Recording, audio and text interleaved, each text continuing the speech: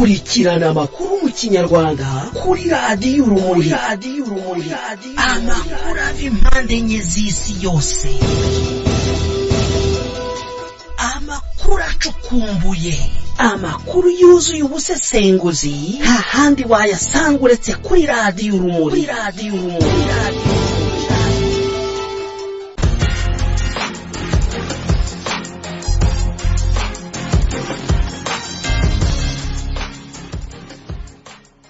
Reka twongere tubahe ikaze inshuti bakunzi baradira Urumuri, mwese abaduteza amatwi turabasuhuje aho muherereye hose. Uyu ni umwanya w'amakuru mu Kinyarwanda mwateguriwe kandi mujye kugezwaho nanjye Tuyishime Emmanuel, nkuko bisanzwe mba mfatanyije na mugenzi wanjye Munyaneza Emmanuel. Iyi ni Radio Societe Civile Nyarwanda CCSR. Mbere ko tubageza amakuru ku buryo burambuye, reka tubanze tubagezeho zimwe mu ngingo z'ingenzi amakuru yacu hari bwibandeho. Abakurikiranira hafi by'umutekano mu Rwanda muri ibi bihe bya gahunda ya guma mu rugo ndetse n'imiryango iharanira uburenganzira bwa muntu baremeza ko inzego z'umutekano mu Rwanda ndetse n'inzego z'ubuyobozi zibanze zikomeje guhohotera abaturage cyane muri ibi bihe kurusha uko zabahohoteraga mu bihe bisanzwe. Ni mu gihe urutonde rw'abaraswa abakicwa ruri kwiyongera. Abanyamakuru bafunzwe barabarirwa mu 8. Amashusho y'imirongo y'abafatwa buri munsi ku mpamvu zo kutubahiriza gahunda ya guma mu rugo agaragara ku mbuga nkoranyambaga buri munsi. Mu Rwanda, Perezida wa Repubulika y'u Rwanda Paul Kagame yirukanye ku mirimo Minisitiri w'umutekano mu gihugu ari we General Patrick Nyamvumba. Turaza kubabwira ko kandi urwego rw'ubushinjacyaha rukuru mu Rwanda rusaba ko imfungwa zifungiye mu makasho hirya no hino zarekurwa kubera iki cyorezo cya coronavirus. Amakuru yacu turakomereza hanze y'u Rwanda, tubwiye ko mu Burundi ibikorwa byo kwiyamamaza bikomeje. Umukandida w'ishyaka riri ku butegetsi CNDD-FDD yamamarije mu ntara ya Mwaro muri komini ya Kayokwe. Turaza kubabwira ko kandi bamwe mu banyagihugu b'Abarundi barenga 30 batuye mu mujyi wa Uvira aho ni muri Repubulika Iharanira Demokarasi ya Kongo basaba leta ya Kongo ko yabafasha gutaha kubera ko bugarijwe n'inzara yatewe n'imyuzure yibasiye ako gace. Tuti bakunzi baradira Urumuri rero, amakuru ku buryo burambuye ni mukanya, ntimujye kure.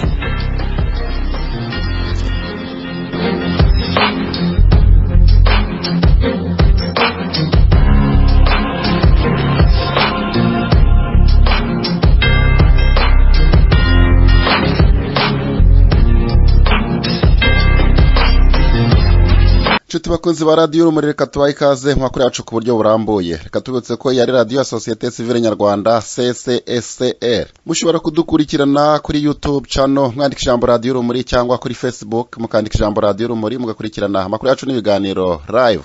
Abakurikirana iby'umutekano mu Rwanda muri ibi bihe bya gahunda ya guma mu rugo ndetse n'imiryango iharanira uburenganzira bwa muntu baremeza ko inzego z'umutekano mu Rwanda ndetse n'inzego z'ubuyobozi bw'ibanze zikomeje guhohotera abaturage muri ibi bihe kurusha uko zabahohoteraga mu bihe bisanzwe.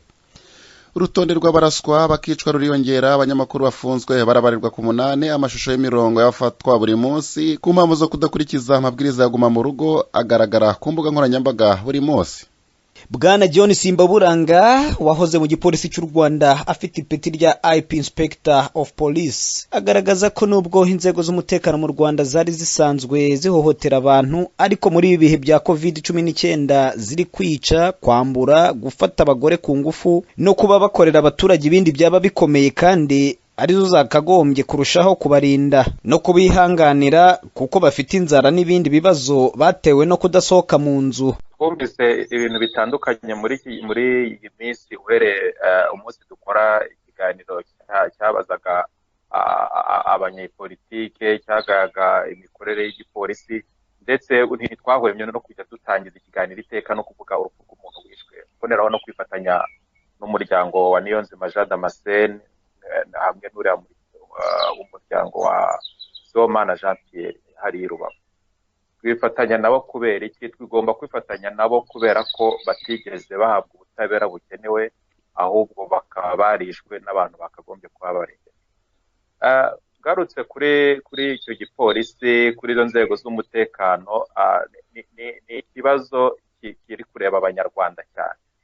No kuvuga ngo iyo umuntu agukubise inshuro 10 utareyajiza harimo kimwe, ugomba kwiruka cyangwa se ugomba gusumirana nawe ukamubaza se kuki unkubita, urampora iki? Nta mpamvu yo kugira ngo umuntu yicara kubitwa imyaka 25 umwaka ushyunduza hagera igihe nawe ugahaguruka uvuga uti ese ndaziri abo bapolisi nakunze kuvuga ko ari abantu bambaye uniforms nziza, imyenda myiza, impuzankano nziza, ariko nk'imbere bambariye ku bibembe. Nabivuze kenshi, ariko nibaza ko muri iki gihe bimaze kugaragarira abantu bose, abantu bamaze kubibona. Ikibazo mfite uyu munsi ni ukwibaza se ni kuki wowe wicara mu rugo ugakomeza gukubitwa bagushyiraho amapingu barasa mugenzi wawe, ukomeza kureba gutyo gusa ukajya kwihisha, nanjye ejo bitazagera uri bakanakwica. Icyo kibazo uyu munsi mfite. Abapolisi barasa abantu, abapolisi bafunga abantu, abasirikare barigisa abantu, nabo ni abaturage, ni abanyarwanda. Ntabwo rero mbona impamvu ki umuntu agomba gukomeza kugucinyiza, kubita buri munsi. N'umwana wabyaye mukubita intoki uyu munsi, ejo wasubiramo ubwa gatatu agakoza, ariko umubyeyi urandenganya. Kuki unkubita buri munsi? Kuki bimeze gutya? Nariho nsobanura ko bari abapolisi ubwabo bafite imiryango mu biturage iwabo. Iyo mvuze abapolisi bakomeje guhemukira umuryango nyarwanda, bamvuga bariya abapolisi nyine bakoreshwa mu bikorwa bibi. Ntabwo mvuze ko igipolisi cy'u Rwanda cyose cyazambye gifite abapolisi babi gusa. Habamo n'abeza, habamo n'abo bagenda baburira abantu bati uyu munsi biragenda gutya, biragenda gutya. Ni ukuvuga ngo habamwe ibice bibiri, hamwe igice cy'abeza n'igice cy'ababi. Abo babi rero nibo uyu munsi turiho tuvuga, kuko ni nabo bakoreshwa cyane, nabo bashyira mu bikorwa imirimo mibi ubutegetsi bubashinga.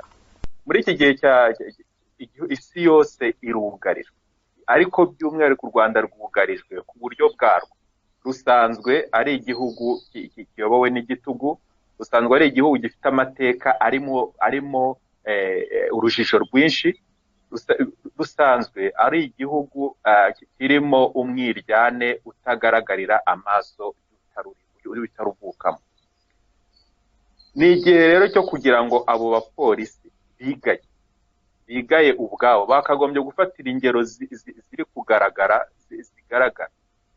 Iyo ufashe imbunda ukarasa umuntu, ejo bakakwirukana cyangwa se ejo bakakwica, inyungu uba ubonye ni iyi? Ni uwuhe musaruro uba ubonye? Kuki urarasa umuntu? Ni umuntu usanzwe afite responsibility, asanzwe afite umuryango, afite abana, afite umudamu, afite abakomokaho, afite abo yari asanzwe atunze. Uramwishe nawe ejo ugapfa. Ese ubwo urumva inyungu ari iyihe? Twese nta muntu uzi mu by'ukuri yapfuye iyagana. Uramwica ukibwira ko ukoze neza, ukineza, ukumva ko washimishije ubutegetsi, ariko ubutegetsi urabushimisha. Ubutegetsi bugira igihe bukavaho bukaranya. Abo bapolisi nabo kugawa, abapolisi bakora biriya bikorwa bibi, abo bashinzwe umutekano, abo basirikare, abo banyerondo, n'abantu bo kugawa cyane. Ukivuga kuri ibyo by'abantu baharanira cyangwa se bamaranira kuzayobora igihugu, ndetse wari ubikomojeho ko bari bakwiye gutanga urugero ku banyarwanda kugira ngo nabo ubwabo bahinduke, kuko baba bariyemeje kubabera abalideri. Lideri ni ukuvuga umuyobozi. Umuyobozi ntabwo ari umuyobozi gusa mu kuyobora igihugu, ariko ni n'umuyobozi nanone mu guharanira impinduka. Niba rero bariyemeje kuba abalideri, bagombye kubona neza ishusho nziza ikeye y'inzira igomba kunyurwa. Ariko ndagira ngo ugire icyo tubwira kuri abo balideri bacu dufite baharanira impinduka, usanga ahubwo ibyo we wari urimo kwamagana ari byo basa naho bahisemo inzira. Ugasanga hari bamwe bajya mu nzira z'ibihuha, bajya mu nzira z'ibikabyo, bajya mu nzira zo kuvuga Perezida Kagame yapfuye,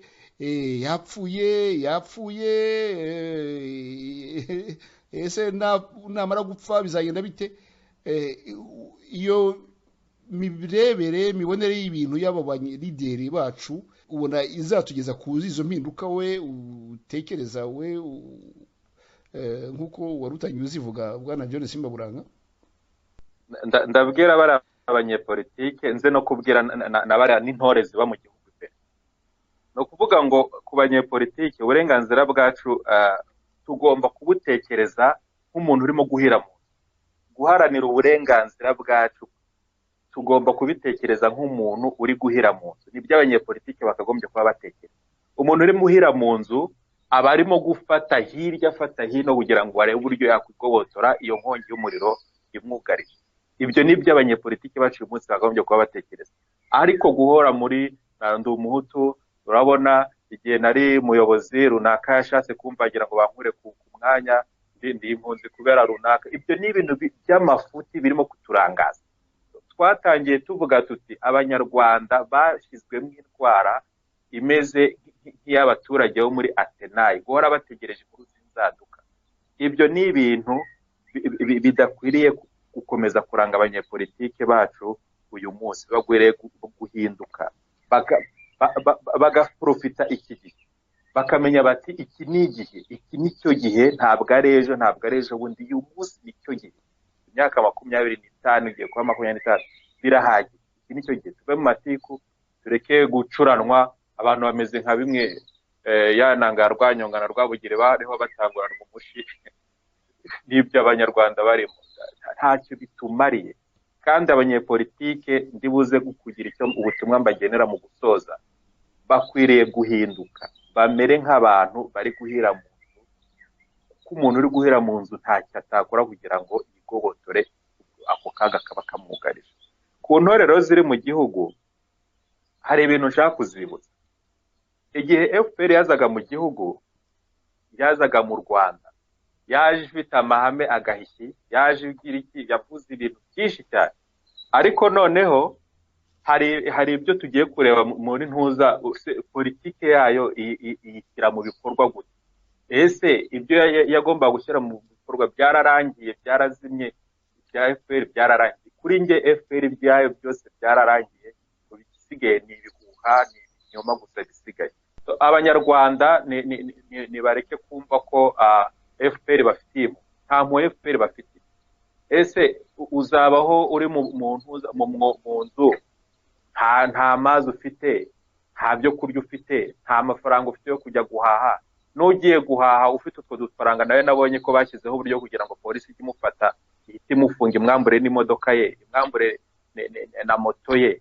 Ibyo byose ni uburyo bwo gucakaza abantu, ni uburyo bwo gucakaza abantu no kubatesha agaciro, ntawe bitaniye na bya bindi byo bwa Hitler yicaga abantu abarunze mu bigo bagafunga, yarangiza akigendera. Abayobozi b'amashyaka ya politiki atavuga rumwe n'ishyaka riri ku butegetsi FPR Inkotanyi akorera mu Rwanda nabo banenze imyitwarire ya leta y'u Rwanda muri ibi bihe bya gahunda ya guma mu rugo. Mu kiganiro bagiranye na Royce Impunga, munyamakuru wa Radio Urumuri, kuwa mbere tariki ya 27 Mata umwaka 2020, banenze cyane ingamba zikakaye zafashwe mu gukumira icyorezo cya COVID-19.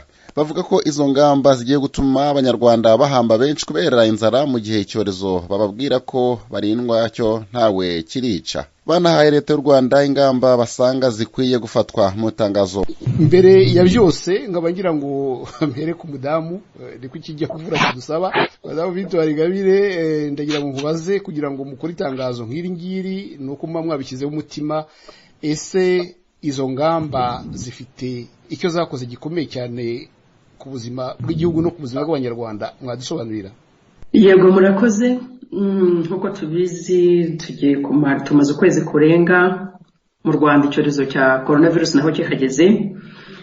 Byatumye ubuyobozi bw'igihugu cyacu bufata ingamba yiswe guma mu rugo, yatumye imirimo myinshi ubuzima bw'igihugu busa n'ubuhagaze, ishyira imbaga itabarika mu bushomeri, kazi karahagarara, kandi iyo mbaga itabarika ritunzwe no mu by'ukuri ko basohokaga bakajya kureba uko babona amaramuko. Uyu munsi rero ukwezi gushize abantu badakora, abantu batangiye gusonza bimwe bikabije. Ubuyobozi bw'igihugu cyacu bwari bwatanze icyizere ko hari imfatashanyo z'ibiribwa zizatangwa. Izo mfatashanyo zitangwa navuga ko ari agatonyanga mu nyanja, kuko uburyo bikorwamo ntabwo bikorwa mu mucyo, ntawe uzi bihabwa nde, bitangwa ryari, ku buryo umubare w'abantu bashonje urimo kuba mwinshi. Twe rero tugasanga ko abantu bashobora kwicwa n'inzara bakaba benshi, ugasanga birushwa nuko bari kubarika, kuko urebye iki cyorezo kuva cyajya mu gihugu cyacu kimaze kugera mu bantu bageze mu 100 mu Rwanda, n'abandi ntibari bukaneze imibare Minisante yaduhaye, hasigaye 90 barwaye, abandi bagiye bakira, nta muntu kigeze kica. Byabibabaje ko tugira abantu bicwa n'inzara ariko batishwe na covid none twe tukavuga tutaho kugira ngo abantu bicwe n'inzara cya cyerezo ubwo kitazanye ubukana nk'ubwo twabonye mu bindi bihugu byabaye ni hashaka uburyo hagumaho ingamba zo kwirinda koko cyakwirakwira mu bantu ariko ubuzima mu gihugu bwongere butangire waruvuze uti mwasohoye itangazo n'umukuru w'igihugu yagize icyo avuga ubundi mu by'ukuri iyo ibibazo bimeze nka gutya abaturage bihebye bashonje batabona icyerekezo cy'ejo hazaza ubundi umuyobozi icyo bagomba gukora ni uguhumuriza abo baturage agatanga akerekana ingamba zifatika ku buryo abaturage bagira icyizere bakavuga bati ejo hazaza kuko umucyo uzatamuruka tugatanga rero ibitekerezo tubona byafasha ubuyobozi ingamba zafashwe zaguma mu rugo narimaze kuvuga mu kanya turazemera ariko igihe kimaze kuba kirekire kandi turakubona kwizonga ingaruka ari nyinshi nazo zishobora kugira ikibazo gikomeye cyane ku buzima bw'abaturage uko abantu barimo baricwa n'inzara none twe tukavuga tuti igihe kirageze dukurikije umuvuduko icyo cyorezo cyajeho tukaba tubona utari munini cyane utatuma ubuzima bw'igihugu gukomeza guhagarara igihe kirageze cyuko bafungura kugira ngo abantu basubire kongera kubona ubuzima bwongera bukagurikira kuko abantu benshi uyu munsi barashonje pe ntabwo abantu bafite icyo kurya hirya no hino abantu barataka hano muri Kigali uratekereza umuntu wari umuyede uratekereza umuntu wiranguriraga imboga Nyabugogo akajya kuzicuruza mu Gasyata uratekereza abo bose ntabwo bagishobora gusohoka mu buzima ngo bajye gukora akazi kabo abantu bakoraga akazi k'ubumotari abantu inzara irabisha umunsi nabonye amakuru yuko ari umuryango w'umumotari muri Rubavu basanze mu nzu barapfuye umugore n'umugabo n'abana dore kurva ni ikibazo gitangiye gukomera ntabwo ari igihe cyo guhangana ni igihe cyo kungurana ibitekerezo kugira ngo twese turebe ni iki cyafasha igihugu cyacu kugira ngo iki cyorezo kitazadusiga aharindimuka haba mu buzima rusange bw'igihugu haba ku bukungu bw'igihugu urumva rero ni ikintu gisaba guhuza imbaraga ntabwo ari igihe cyo kuvuga ngo nderekana ko ari njye ukomeye nderekana ariko nta n'ukomeye coronavirus yashyize abantu bose hasi iranabareshyeshya ubundi nifuzaga ko isomo yagombye kudusigera nuko umuntu ari ubusa nuko twese nta muntu usumba undi nta ibihugu bikomeye twabonye ukuntu byapfushije abantu ibihugu bikennye bari bategereje ko hapfamo abantu benshi kugeza ubu ntabwo turapfusha abantu nk'uko babitekerezaga donc ni ikintu cyagombye gutuma buri wese atekereza agaca bugufa ntagire usuzugura undi abantu bakumva ko twese tureshya imbere y'amategeko imbere y'Imana imbere y'ibintu byose ya coronavirus turareshya kuko ntabwo abantu ikibazo rero cya mbere kuba nta bwisanzure buhari mu gutanga ibitekerezo noneho n'umuntu yanatanga ibitekerezo ugasanga nta gaciro babihaye ariko Maître Ntaganda nanjye ntabwo ducika intege zo gukomeza kwerekana ko hari undi murongo hari ukundi ibintu bishobora gukorwa kandi bikagenda neza waruvuze mu kanya ikintu cy'amafaranga yashowe u Rwanda rwagiye rufata imyenda rukashora mu bintu bifite umumaro abaturage ibi bintu bivuze kuva hari ntangiye gufungurwa ntangiye gusuzuma ubukungu bw'igihugu uko bimeze ibyo nese bitangaza ugasanga convention yatwaye amafaranga miliyari 300 ugasanga y'umwenda stade arena yatwaye miliyari 104 ntabwo uvuga Rwanda yabashyizemo amafaranga atagira kwangana ibyo bintu byose ndayavuga ko amafaranga y'umwenda abaturage bazagorwa bishyura wafashwa hagati mu 2016-2017 70% yashyizwe muri ibi bintu bitatu yashyizwe muri convention yashyizwe mu bintu bibiri Rwandair na convention ibyo bintu uyu munsi ejo bundi nabonye raporo y'ubikoreye bavuze ko batakaje miliyari 8 bari bategereje uyu munsi barimo barasaba leta kuko ibyo birajyana n'abantu bashoye mu kubaka amahoteli mu bantu bashoye uyu munsi abo bantu bashoye amahoteli na gahunda babare guca mu ijambo ngo hari na gahunda y'ibyogajuru leta y'u Rwanda yashyize nk'amafaranga ariko nkaba mbona ko ngo rwose ku buryo bufite ukuri yuko iyo gahunda ngo yahombye nta mafaranga u Rwanda rutegerejeho kandi leta yarashyize amafaranga menshi nayo nkunganire madame bitware urakoze donc urumva uwo mwenda igihugu cyafashe iyo bajya kuba barawushoye mu bintu birebana n'ubuzima bakawushora mu bintu birebana n'uburezi bakawushora mu bintu uyu munsi byari kuba byarabyariye abaturage inyungu n'ubumenyi ku banyagihugu ntabwo ibibazo twari kuzahungabana cyane ariko kuba barashoye amafaranga na gutyo umwenda bakashora mu bintu bitabyarira inyungu ako kanya igihugu n'abaturage tukaba dufite uwo mwenda kandi tudafite aho tuzakura amafaranga kuko uyu mwaka wonyine umwaka wa 2020 igihugu kiragomba kwishyura inyungu ku mwenda zingana na miliyoni 100 zizava he igihe hahandi bashoye ya mafaranga nta kintu kimwe barimo binjiza ahubwo basaba uyu munsi leta baravuga bati muragomba kuduha amafaranga kugira ngo dushobore kubaho. Urumva habayeho imicungire mibi n'imibare mibi yo gushora amafaranga ahadakenewe mu buryo bwihuta. Aho nta hantu washora amafaranga igihe uvuga uti abaturage banjye hari ikigero cy'ubuzima bagezeho, ariko ntabwo ushobora gufata amafaranga. Navuga ko ari ibintu risks kandi abaturage bacu badashobora kubigeraho. Batekerezaga ngo ko wenda za ONU na za zimura aho zifite ibyicaro byazo muri Nairobi bikazinaha, ariko bakagira ngo ibyo bihugu nabyo ntabwo bishobora gupfa kureka abantu kuko naho ntibakura amafaranga. Twagomba kubanza kureba abaturage bacu bakabanza bakazamuka. Uyu munsi harimo haratangwa inguzanyo na perezida yavuze ati turakenera inguzanyo nyinshi.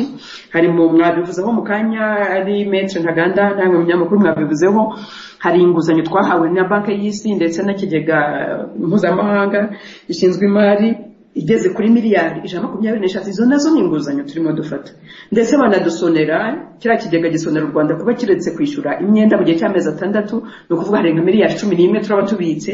Ariko nubwo tubika ni imyenda iri aho ngaho, ariko niba bayiduhaye muri iki gihe, icyo nasaba leta nuko noneho ayo mafaranga ashyirwa ahagomba gushyirwa mu baturage. Umuntu abanza agashyira amafaranga mu baturage, ugateza imbere abaturage bawe, hanyuma ibyo bindi bisa nka riksi bitagera kuri rubanda rugufi rukennye twifuza kuzamura, bikazaba biza nyuma yo kuvuga uti nibura buri munyarwanda hari aho mugejeje. Icyambabaje cyane ni ukubona umukuru w'igihugu yari amaze igihe atabwira, adafata ijambo ngo avugane n'abanyarwanda. Icyambabaje gikomeye ni uko atigeze agaragaza ibyemezo bikomeye bijyanye n'iki kibazo turimo, kandi koko nicyo abanyarwanda bari bategereje. Ntabwo twari dutegereje ko abanyarwanda bumva ko nta nubwo nicyo cyemezo bazi niyo kivuga batari kucyumva. Ariko se umukuru w'igihugu agira ikiganiro mu Cyongereza abwira abanyarwanda, kugira ngo nabyo mu byerekeye imisusire nabyo ni ikibazo.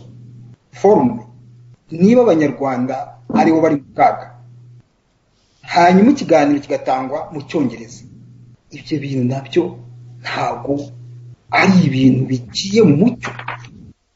Ni bya bintu tuba tuvuga ati ese rubanda hari icyo ibwiye leta ya FPR. Tuve ku misusire y'ikiganiro turebe ibyavugiwemo. Ese ni cyavuye mu kera kiganiro? Abenshi twagiye tuganira mu babati tukamye kimasa, ntacyo tubwira, kandi koko biranagaragara. Icyo twari dutegereje ni ibyemezo. Ese niye byemezo byafashwe? Nyamara iyo turebye ukuntu abandi bakuru b'ibihugu iyo bagiye gufata ijambo, hari ibyemezo bya rugumbi intwari baba bagomba kugeza ku banyarwanda. Nkuko mwabivuga rero, nyamara iyi FPR harimo abantu batobera umukuru w'igihugu, harimo abantu badashaka kugira inama umukuru w'igihugu. Ikibabaje rero nuko nkatwe ari ngiye ari Victoire Ingabire, iyo tubagiriye inama batubonamo bitari ngo n'abanzi b'igihugu.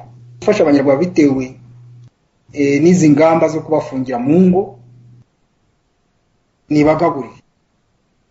Idashobora kubagaburira ko nireke abanyarwanda basohoke bajye gukora kandi birinda corona virus. Ikibazo gikomeye rero ubu ngubu ndagira ngo nashimire Radio Rumuri, ibintu by'abanyarwanda bari kwicwa n'inzara ntabwo biri kuvugwa, nyamara ni ikibazo gikomeye. Abantu bari kuvuga coronavirus, yego coronavirus ni icyorezo, ariko bakibagiza icyorezo gikomeye abanyarwanda bafite ni inzara. Inzara irica, yewe ishobora no kwica kurusha coronavirus niba hadafashwe ingamba zishingiye cyane cyane ziriya ngamba twatanze nk'umusanzu wacu, ziriya ngamba hafi 8 zishobora rwose. Ikigaragara ni bave ku twemezo, bafate ibyemezo bikomeye bikura mu kaga abanyarwanda. nkaba ngira ngo ndangize mvuga nti dufite ishyaka rya FPR uko riyobora u Rwanda ruratwibutsa bya bihe bibi u Rwanda rwari indagizo y'Ababirigi. Nge niko mbibona, mvugira hagaragara nk'induru, ndabizi ko bazabinziza, ariko ikizambaho cyose nzaba naratanze umusanzu wanjye, kandi nk'uko nabivuze nge nemeye guhara ubuzima bwanjye kugira ngo nkize ubuzima bw'Abanyarwanda benshi twazinarenga twashize gukeza. Amakuru yacu nanone reka twerekeze kuri iyi nkuru ivuga ko mu Rwanda Perezida wa Repubulika y'u Rwanda Paul Kagame yirukanye ku mirimo Minisitiri w'Umutekano imbere mu gihugu Bwana General Patrick Nyamvumba. Ibaruwa imusezerera ku mirimo ye ivuga ko hari amakosa yakozwe mu mirimo kandi akaba agiye gukorwaho iperereza. Mu mwiherero w'umwaka ushize Perezida yatunze agatoki abakozi batuzuza inshingano nawe ashyirwamo aho ngo hari amakosa yakozwe ajyanye n'ibitaro hamwe na Minisitiri w'Ubuzima. Byinshi kuri inkuru rero reka tubibaze Jean Claude Mwambutsa kuri BBC Gahoza Mirya. Nyuma y'amezi 5 ari ku mwanya wa Minisitiri w'Umutekano General Patrick Nyamvumba yirukanywe muri guverinoma, Perezida Paul Kagame avuga ko Nyamvumba ari gukorwaho iperereza ku byaha yakoze. Icyemezo kirukana General Patrick Nyamvumba gisa n'icyatunguranye cyaturutse mu biro bya Minisitiri w'Intebe mu ijoro ryakeye. Nta bisobanuro byinshi byatanzwe ku yirukanwa rye uretse gusa kuvuga ko akuwe ku mirimo kubera iperereza akorwaho. Ibyaha yakoze bikorwa iperereza ntibyashyizwe ahagaragara, gusa mu mwiherero w'abayobozi bakuru uheruka Perezida Kagame yashyize mu majwi uyu muminisitiri wari umaze igihe gito yinjijwe muri guverinoma, nabwo ntiyeruye ngo avuge icyo uyu musirikare yakoze, uretse ko yavuze gusa ko ari amakosa arebana n'ibitaro yakoranye n'uwari Minisitiri w'Ubuzima Diane Gashumba ndetse na Minisitiri w'Ingabo General Albert Murasira we ukiri mu mwanya we. General Patrick Nyamvumba w'imyaka 52 ni umwe mu basirikare babaye mu myanya ikomeye y'ubuyobozi bw'ingabo. Yabaye umugaba mukuru w'ingabo z'igihugu mu gihe cy'imyaka 6 mbere yuko agirwa Minisitiri w'Umutekano mu mpera z'umwaka ushize. Abaye Minisitiri wa 5 usezerewe mu mirimo kuva umwaka watangira. Itangazo rya Minisitiri w'Intebe ryamusezereye rivuga ko ashyizwe mu maboko y'ubuyobozi bukuru bw'ingabo mu gihe iperereza rikomeje ku byaha akekwaho. Gusa ntacyo ryasobanuye niba akurikiranwa afunze cyangwa niba hari izindi nshingano za gisirikare yahawe. Iyi mwumva ni radiyo ya sosiyete sivili kugira ku murongo wa interineti. Bamwe mu banyagihugu b'Abarundi barenga 300 batuye mu mujyi wa Uvira aho ni muri Repubulika Iharanira Demokarasi ya Kongo barasaba leta ya Kongo kubafasha gutaha mu Burundi kubera bugarijwe n'inzara ituruka ku guhagarikwa kw'imirimo byatewe n'imyuzure yibasiriye ako gace igahitana abasaga 34 igasenya n'amazu 3500. Reka byinshi kuri inkuru kandi tubyumve na Vedaste Ngabo kwijwi rya Amerika. Bamwe mu banyagihugu b'Abarundi barenga 300 bari mu gisagara ca Uvira basaba leta ya Kongo kubafasha gusubira mu gihugu cy'u Burundi kuko bageramiwe n'inzara yatewe nuko imirimo bari basanzwe bakora. Nsabimana Jean de Dieu aserukira Abarundi bakora imirimo mu gisagara cya Uvira iwe na bagenzi be barirwa mu ijana barimo abafundi abakora mu tubare no mu mahoteli. Twabasanze ku biro by'umujyi wa Uvira baje gusaba igihugu cya Kongo kubafasha gusubira i Burundi kubera ibibazo bafite byatewe n'imyuzure. Urabona ko turi abantu dutandukanye dufise n'imirimo itandukanye. Jewe ubwa mbere ndi umufundi twakora tuba mu karatiye ya Gasenga aha mu Murongo. Twarisumamwo kandi twaje dufite ibyangombwa bikwiye twinjira ku mugaragaro tugasohoka ku mugaragaro. No kuvuga nta yindi misiyo yatuzanye mu gihugu cya Kongo atari guhiga ubuzima. Aho habereye iki kiza cy'umwuzure rero harabaye ingorane, abantu benshi barapfuye mwarabibonye. Rero no mu Barundi hari Abarundi bene wacu bapfuye abaguwe ko n'amazu hama ibintu bimwe birononekara kugeza no musi. Rero abahora bafite amashante yo kubaka barahagaritse kubera ko atiho bakura ibikoresho n'inzara muri make kiratera. Rero twe turaje inama ati none byogenda gute kugira natwe turonke imfashanyo. Turiyandikisha mu badutwara aho tubaho muri Kongo banase kutwandika ati twandika umuntu afite imiryango, mwebwe rero genda mutahuke mu Burundi wanyu ati kuko hariho n'abakongomani bagomba gutana mwe bazoca babakira. Ndiko gushika ngaha kuri meri kugira tubibwire maire de la ville bishobotse avugane na leta y'u Burundi barabe ngene bo twakira tuje muri karantene nk'abandi badupime hako twicirwa n'inzara ino. Urabona ngene tumeze, bamwe ntidufise aho turyama, ntidufise icyo turya. Nimubona Salvatore nawe ari muri aba barundi bari gusaba ubuyobozi bwa Kongo ko bwabafasha gusubira iwabo. None twebwe twasaba kugira ngo twegere umuryango wacu tugende i Burundi, hama umuvyeyi w'i Burundi iki kibazo nico tukimutuye kugira ngo adusabire uruhusha batugururiye kuri frontiere, hama dushike mu miryango iwacu. Imiryango yacu yibaza ko turiko turakora ubuzi, kumbe nta buzi turiko turakora. Urabona nk'ibintu byara imurongwe, ibyacu byaratikiye, abantu baratikiye, nabi wacu hari abantu biwacu bagiye bi Burundi batashoboye kuboneka. Nico gituma rero uharuye kungene imurongwe habaye ntituronka turyama. Nuwo bafise ahantu asanzwe apanze mwene inzu avuga ngo ni mumpe amahera, kumbe ntaharure ko nawe wicaye utari kurakora. Hama abari begereye muri akarere ka Murongwe n'abantu tubayeho nabi gose, turara mu makanevu, ntitugira ico twifuka, ntitugira ico twambara. Amazi yaraduteye, aratera inzu nyinshi zirabomagurika twari dusanzwe dupanzemo. Kurundi ruhande muri aba barundi bari kwifuza gusubira iwabo harimo n'abari basanzwe bakorera imirimo yabo y'ubucuruzi muri Uvira bavanye ibintu mu Burundi, ariko kuva imipaka ifungiwe kubera ikibazo cya virusi ya corona babuze uburyo basubirayo. Chanel w'amahoro yarasanzwe acuruza imiti. Jewe najenga hari umuntu yaranzanye atuzana tuje kudandaza imiti, amaze imiti muri farumasi, imiti azanye icirahera, imaze guhera na wacha dutino tubaye tukimubwira yuko twatwawe ntiyabaye akitwishura. None ubu dushaka abavyeyi b'u Burundi biwacu badufashe tujabuke iwacu, tuve muri iki gihugu kitari iwacu. Mbayeho nabi, abavyeyi nabasize mu Burundi, inzi yuko nje guca amafaranga cabarugara. Umuyobozi w'umujyi wa Uvira Kiki Kifara Kapenda avuga yuko nta bubasha bafite bwo gusubiza aba barundi wabo mu gihe imipaka ifunzwe, ariko yasabye aba barundi bifuza gutaha kwandikira umuyobozi w'intara Kivu y'Epfo kugira ngo ari uzageza ibyifuzo byabo kuri leta y'u Burundi. Mwomenya yuko mu gihe aba barundi bari kwifuza gusubira iwabo hari n'abakongomani nabo imipaka yafunzwe bari mu gihugu cy'u Burundi kubera virusi ya corona, nabo bifuza gusubira muri Kongo. Vedaste Ngabo ku bw'ijwi rya Amerika, Uvira mu ntara Kivu y'Epfo.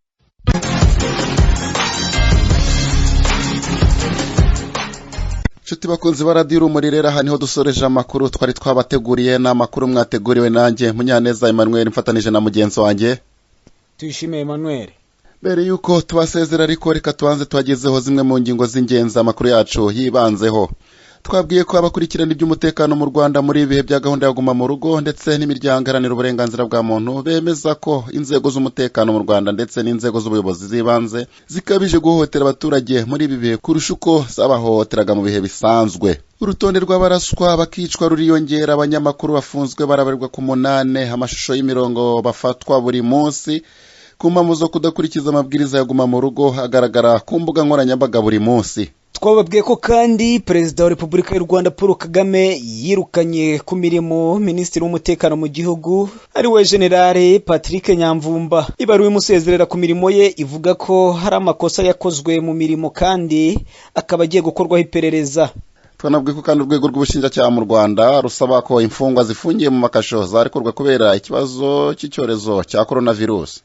Mu makuru avugwa hanze twababwiye ko kandi mu Burundi ibikorwa byo kwiyamamaza bikomeje, aho umukandida w'ishyaka riri ku butegetsi CNDD FDD yiyamamarije mu ntara ya Mwaro muri komine ya Kayokwe, mu gihe kandi umukandida uhagarariye ishyaka CNL yiyamamarije mu ntara ya Kirundo. Ni nako kandi bamwe mu banyagihugu b'abarundi barenga 300 batuye mu mujyi wa Uvira muri Repubulika Iharanira Demokarasi ya Kongo basaba leta ya Kongo kubafasha gutaha mu Burundi kubera ko bugarijwe n'ibibazo by'inzara. Rero bakunzi ba Radio Urumuri, haniho dusoreje amakuru twabateguriye. Reka dushimira Louise Simpunga wadufashije kubagezaho amakuru yacu 5 kuri 5.